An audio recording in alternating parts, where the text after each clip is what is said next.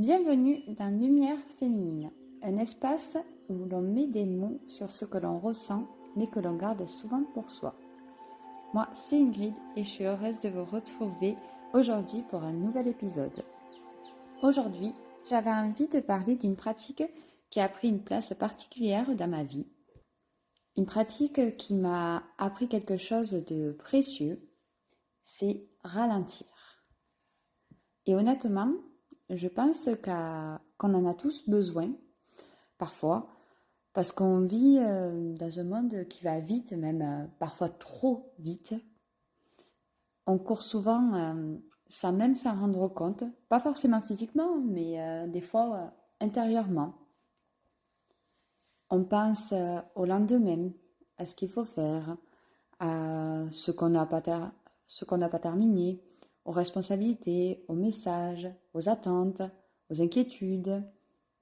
Et parfois notre tête continue même quand notre corps est déjà fatigué, hein, même littéralement épuisé. Je pense que beaucoup de personnes vivent comme ça aujourd'hui, toujours dans le mouvement, toujours dans le mental, toujours dans le après, sans prendre le temps d'exploiter le présent. Et honnêtement, je crois qu'on oublie souvent quelque chose de très simple, hein. C'est juste respirer. C'est pas juste respirer pour survivre, hein. Non, non, loin de là. Mais respirer vraiment, être là, présente, ici, maintenant. Et je crois que pendant longtemps, moi aussi, j'ai vécu un peu comme ça.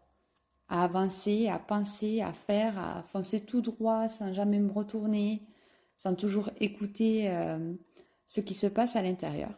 Et puis un jour, le yoga est arrivé doucement dans ma vie. Pas comme une révolution spectaculaire, hein, non, non, loin de là.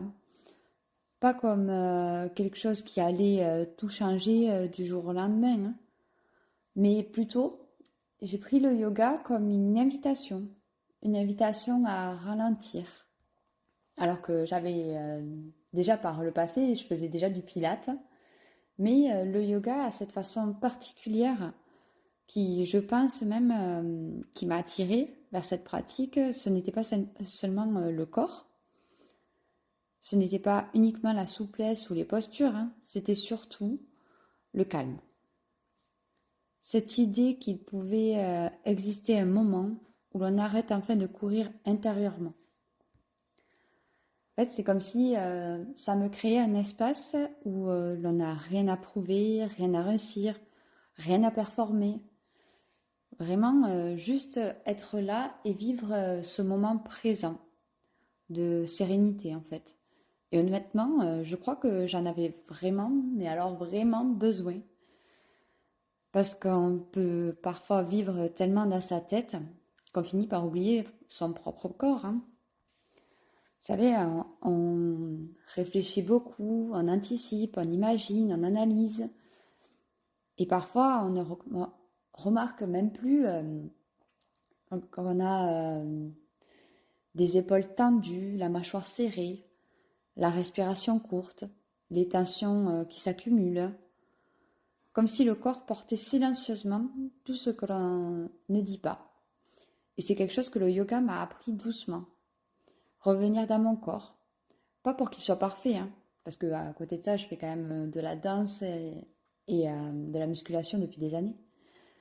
Mais pas non plus pour lui demander plus, hein, mais simplement pour m'écouter.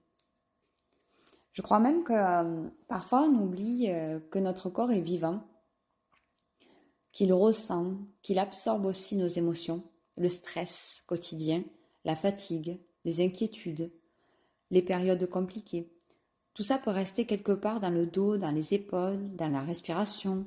Vous savez, ces tensions qu'on a dès qu'on se lève le matin alors qu'on vient de passer une très bonne nuit, déjà d'être fatigué avant même de commencer sa journée, c'est tout cet état d'esprit que le corps ressent qui fait qu'il est tendu et qu'on oublie forcément que le corps vit aussi.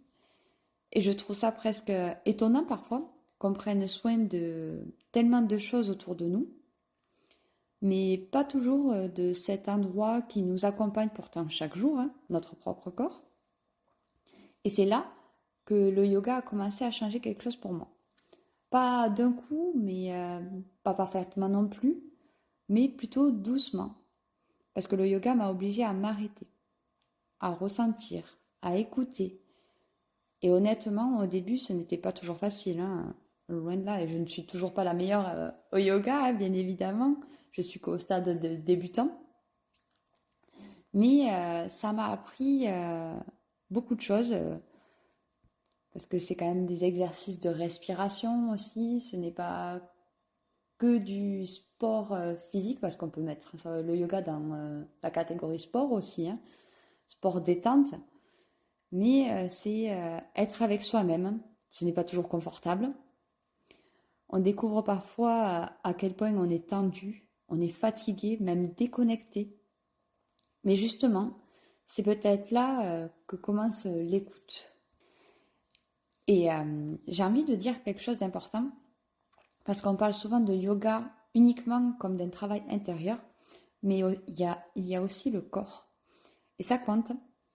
Petit à petit, j'ai senti mon corps changer, plus détendu, plus libre, plus souple aussi. Pas dans une recherche de perfection, hein, pas pour réussir à une posture impressionnante comme on voit sur Instagram ou d'autres réseaux sociaux, mais dans quelque chose de beaucoup plus simple, comme si je lui laissais enfin un peu d'espace pour respirer lui aussi. Et je crois que quand on pratique régulièrement, moi je le pratique environ 3 fois par semaine, ce qui est déjà beaucoup dans mon rythme de vie, mais j'aimerais l'inclure un peu plus dans mes semaines, même voire peut-être 5 à 6 fois par semaine, ça serait top. Et bien, du coup, on réalise à quel point on portait parfois des tensions sans même le savoir. Les épaules descendent un peu, le souffle devient plus calme, les moments deviennent moins rigides. Et honnêtement, ça fait énormément de bien. Alors, je ne prône pas, petit disclaimer, hein, toujours pareil, je ne te prône pas et je ne vous incite pas non plus à pratiquer le yoga, hein, mais je voulais vous partager juste mon expérience. Parce qu'on passe énormément de temps à demander à notre corps de tenir, d'avancer, continuer, supporter. Mais moins souvent, on lui demande comment vas-tu? Et le yoga m'a appris cette question là aussi. Parce qu'on ne se soucie pas forcément de oh, j'ai un peu de tension dans la nuque, c'est pas très grave, c'est parce que je dois être fatiguée ou c'est parce que j'ai une mauvaise posture. Non, non, non. C'est parce qu'il y a de la tension dans le corps et que le corps, même si vous n'y faites plus attention mentalement, c'est que le corps se rappelle aussi ses blessures, ses traumatismes, le stress. Et je crois qu'il y a quelque chose d'autre que le yoga m'a appris aussi. Quelque chose qu'on oublie souvent dans un monde qui peut aller très vite, c'est la patience. Ah oui, oui, oui, il faut énormément de patience pour faire du yoga. Moi qui en ai très peu de base, je peux vous dire que il m'a fallu énormément de patience pour apprendre les mouvements, ne serait-ce que de base, pour commencer. C'était pas simple, mais ça se fait. Bon, j'ai quand même une carrière une carrière, tout est relatif, hein, mais 10 ans de classique, de danse classique. J'ai fait beaucoup de sport, beaucoup de musculation, de fitness, mais le yoga, c'est totalement autre chose. Même souvent, il y a beaucoup de gens qui comparent le yoga et le pilate, mais je trouve que le yoga est plus axé tout ce qui est respiration, bien-être, tandis que le pilate, on va être un peu plus sur la performance, voire fitness, un peu mélangé. C'est un peu plus complexe. Bon bref, on n'en est pas là. Et du coup, aujourd'hui, on veut souvent des résultats rapides, aller mieux rapidement, comprendre rapidement, changer rapidement, comme si tout devait avancer au même rythme que nos journées. Mais le corps, lui, n'avance pas comme ça. Et le yoga me l'a rappelé. On ne devient pas souple du jour au lendemain. On ne maîtrise pas tout immédiatement, hein, vraiment, et je ne le maîtrise toujours pas d'ailleurs. Certaines postures demandent du temps. Certaines semblent impossibles au début. Et honnêtement, ça peut être très frustrant. Il faut être, pour pratiquer le yoga, il faut vraiment être moins exigeant avec soi-même. Ne pas être trop rude. Parce qu'on aimerait parfois réussir tout de suite, hein. Mais le yoga m'a appris quelque chose de simple. On n'est pas obligé de forcer. Et je trouve ça presque symbolique, hein, de la... ouais, c'est symbolique, c'est un symbole de la vie en fait. Parce qu'on force souvent beaucoup.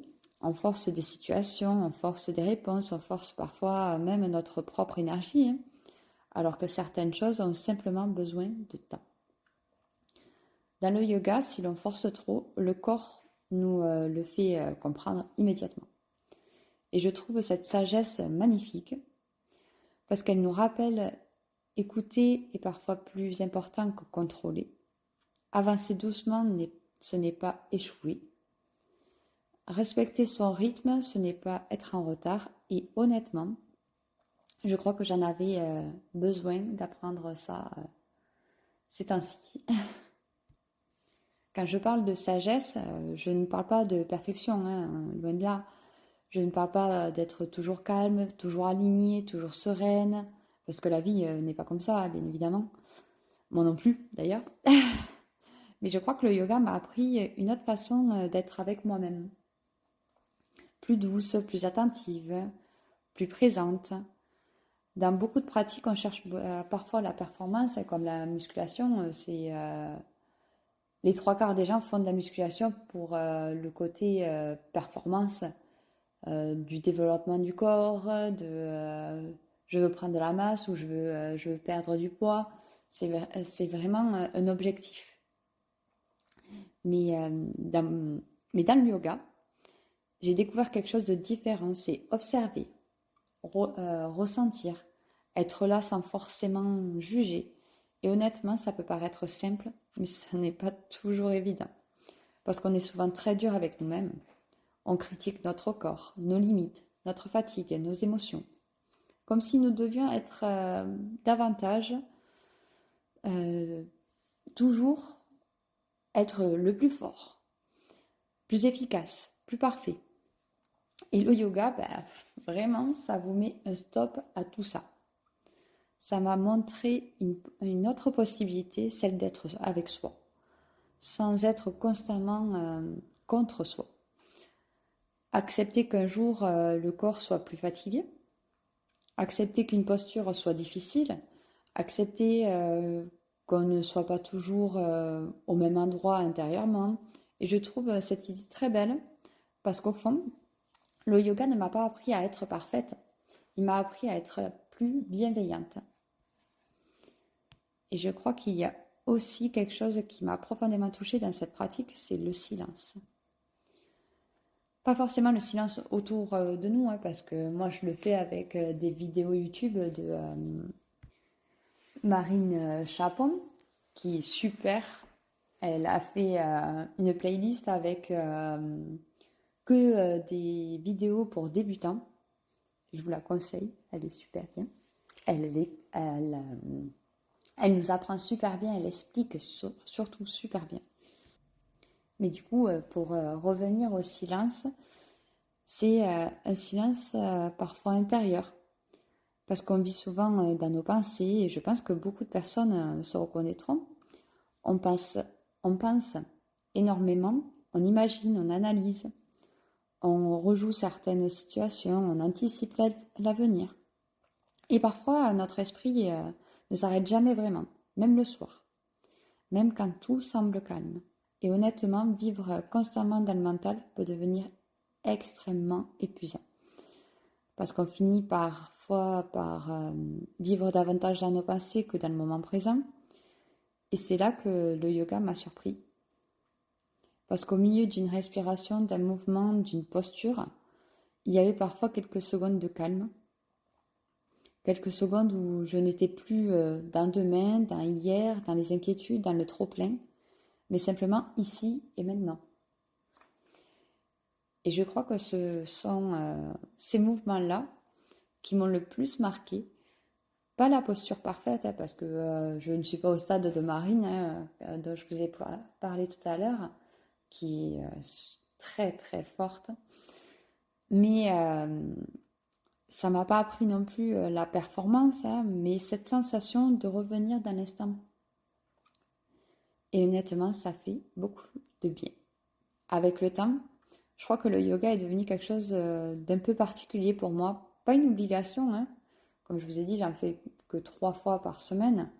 C'est pas une performance non plus, parce que en faisant ça, j'ai vraiment cherché à me calmer intérieurement, à gagner aussi en souplesse, hein, parce que le yoga vous fait gagner énormément en souplesse, mais il faut le pratiquer beaucoup pour en gagner. Mais j'ai trouvé un refuge, car je me sens très calme. Quand c'est des vidéos très courtes, hein, des fois elles font entre 15 et une trentaine de minutes maximum. Mais c'est un endroit où je peux revenir à moi, où je peux respirer, où je peux déposer un peu ce que je porte. Et j'aime cette idée, hein, parce qu'on a tous besoin d'un endroit comme ça, un espace qui nous apaise, qui nous reconnecte, qui nous rappelle que l'on existe aussi en dehors du bruit. Et j'avais envie de préciser quelque chose, le yoga n'est pas une solution magique, hein, non plus. Il ne faut, il ne fait pas disparaître toutes les difficultés, il ne rend pas la vie parfaite, hein. Mais parfois certaines pratiques deviennent des précieux alliés, pardon. Elles ne réparent pas tout, mais elles nous soutiennent, elles nous accompagnent et parfois c'est déjà énorme. Donc aujourd'hui, je crois que le yoga m'a appris bien plus que des postures. Il m'a appris à ralentir, à respirer, à écouter mon corps, à être plus patiente, plus douce et un peu plus présente aussi. Et honnêtement, je continue encore d'apprendre parce que ralentir, ce n'est pas quelque chose qu'on réussit une fois pour toutes, hein. C'est presque un chemin, un rappel, une manière de revenir à soi et encore et encore. Alors si vous traversez une période où tout va vite, où votre tête est pleine, où votre corps est tendu, peut-être que cet épisode vous rappellera simplement ceci. Vous avez le droit de ralentir, vous avez le droit de respirer et vous avez aussi le droit de prendre soin de vous. Merci d'avoir partagé ce moment avec moi. Si cet épisode vous a plu, n'hésitez pas à suivre Lumière Féminine et à le partager autour de vous. On se retrouve bientôt dans un prochain épisode. Prenez soin de vous. Bisous, bisous.